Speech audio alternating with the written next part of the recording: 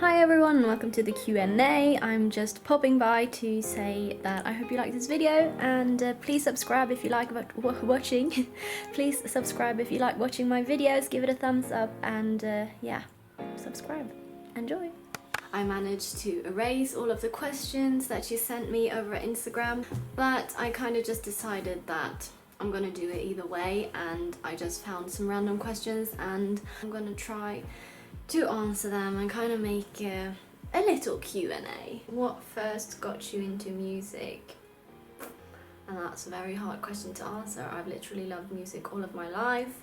There was a period in my life that I was like very sure that I was going to be like this horse girl. When you jump over fences with your horse and stuff, I was really into that, and I did go to lessons and stuff when I was very young. I had to kind of choose between continuing with riding horses or continuing with music, and I also did baton twirling. It was the funniest stuff, and we were the best group as well, and we did really well in the competitions and stuff, but I kind of had to make a choice, and when I was 13 I was like, music is the thing that I'm going to do, and I started taking lessons, and it just continued up until now, I guess. That's not really an answer, but I've loved music all of my life. What is your creative process like? In terms of like writing a song, I write best when I kind of improvise over a track, and I don't really like top lining. I don't like to get the track finished because I really like to participate in the production, and I always have like ideas production wise that I want to get out and that I want to try out with the producer. I'm not really good in logic and stuff, but I always hear stuff in my head and then I try to explain it to my producer, and then he tries to do that, and I always like to try things out before you kind of kill the idea, because if you haven't tried it out, you don't know if it's going to work or not. And I think that's a really good lesson to kind of have in mind, that if you're working with somebody and you really don't like their idea, just don't kill it at first, try it out, and then you kind of can go back and say, okay, it doesn't work, but we tried it out. And sometimes you can literally be surprised by it as well, that it works really well. So yeah, that's a little tip there, but I work really well when I just improvise, and even if the lyrics isn't like the best lyrics at first, I work out from the lyrics, I improvise, and then I kind of correct them and rewrite them and try to make them sound as good as possible.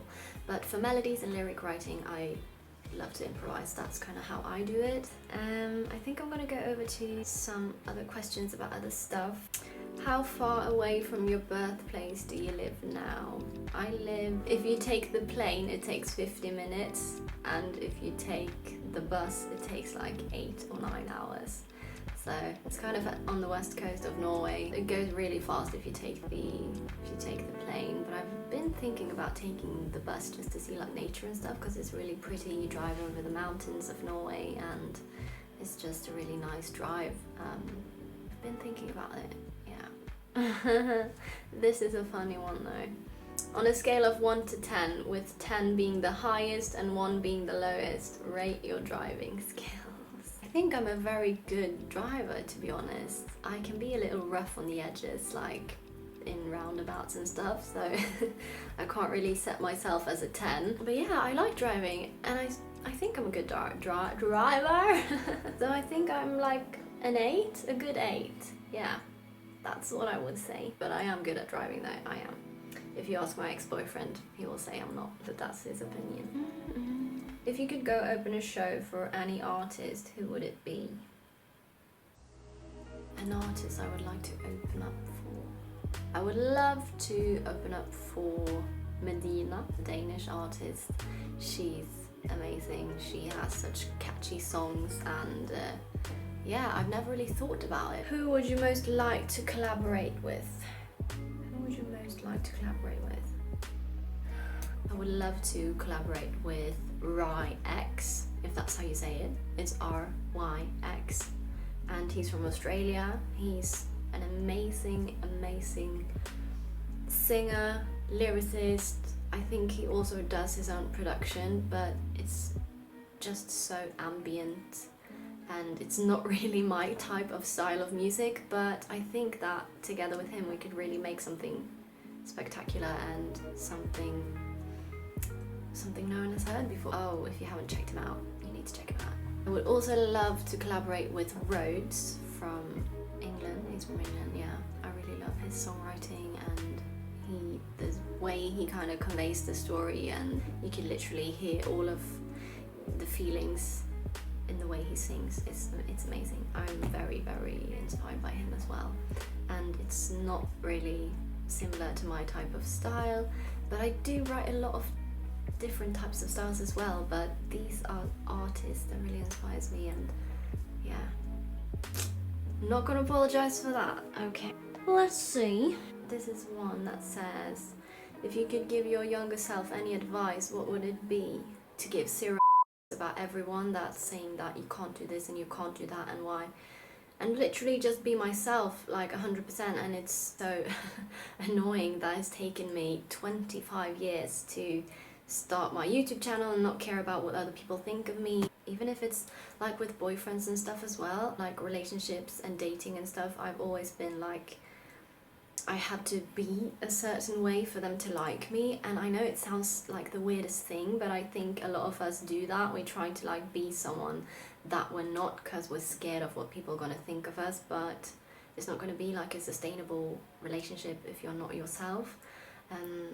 So I've been learning that for like the longest time now. Just be yourself, like, cause life's too short, and if people don't like you, that's their problem. As long as you're kind and good to other people and it doesn't affect them, just like be you, cause what's the point if not? It's not going to be a fun life to live. That's what I would say. And I didn't get into music in high school because it was very like, it wasn't easy to get in, so I had to go to media and communication. So you kind of go to high school but you have that as your side subject. I didn't really like that. I wanted to drop out of it. I changed schools to another school where my friend was going. I had my friend there, which was very nice, but I didn't like the subject. I didn't like my teachers, and I was very angry inside because I knew that music was what I was going to do. But since I didn't get into, it sounds weird saying this, but High School Musical, like, since I didn't get into the high school where music would be my program of study. So what happened that year was that I went to my first school from August till October, and then I changed over to the second school where my friend was, and then I went there from like November until April, and then I just like dropped out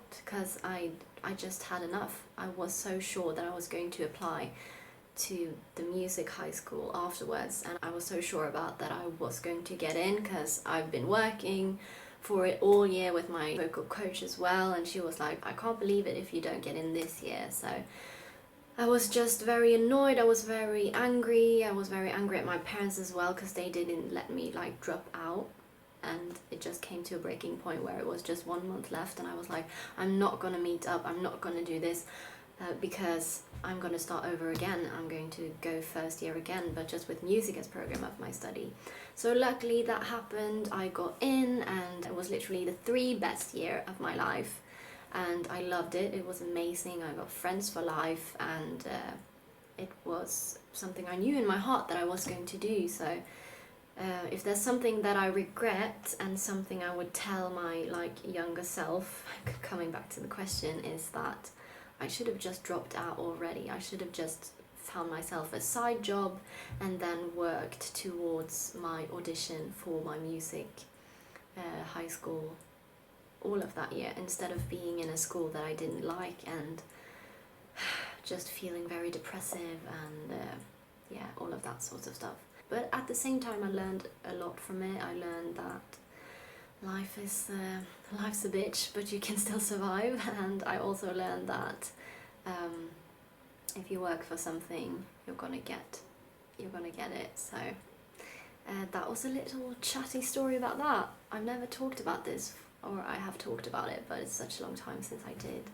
Now I'm going to songwriting camp, as long as I don't have coronavirus, which I don't think I have, but it's just nice to sometimes reflect, go back, see what you worked for, see how it paid off, and now I'm going to songwriting camp for Eurovision, gonna write songs for the Norwegian Eurovision, and with some great people. And yeah, who would have thought that when I was like 16 and hated media and communication, and then got into music after, and then finished my high school musical. Sounds weird. But yeah, it's nice, and it just makes me very happy. Makes this quarantine a little bit better, I think. What are some of the different jobs that you've had in your life? Well, that's an exciting one.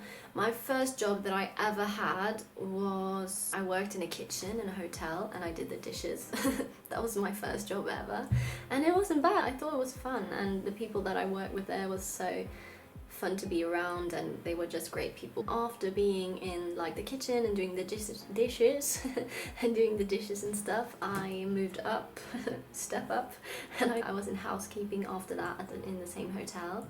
And after that, I went to work in the church. So I was literally like the host of the church. I just fixed the flowers, I fixed the bells when they were supposed to ring, and I talked to people that was marrying themselves.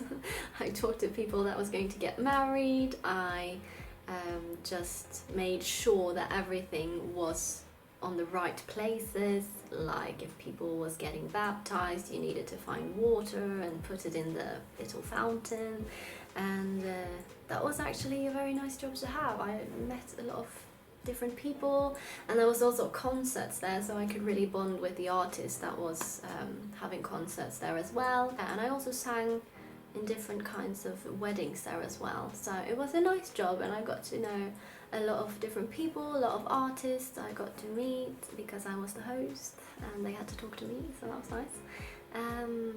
Yeah, it was a great job, to be honest.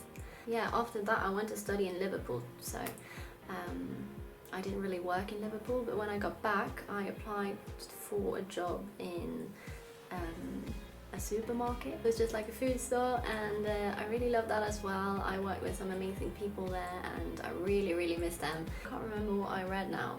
So I just thought that I would quickly jump in and just say bye and thank you so much for watching. If you like this video, please give it a thumbs up and subscribe. I will post a little subscribe button right up here, so you could please press that button if you watch my videos. And I know my accent is everywhere, it's all over the place, but it's just because I watch like different YouTubers, I watch some American TV shows, and I just adapt myself to what I'm listening to, so that's why my accent is literally everywhere in all of my videos, but that's how it is to be a foreigner.